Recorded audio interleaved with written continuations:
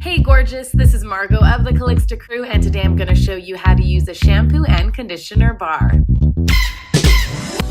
Step number 1, wet your hair.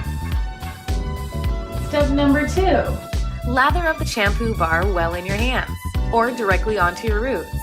Apply the lather onto your roots and all throughout your hair. Don't forget the back of your hair, of course. Then rinse your hair. Now, apply your conditioner bar directly on to your hair, midway all the way down to the tips. The more you work it in, the softer your hair will feel. Your fingers will be able to just run through it. And then, rinse again.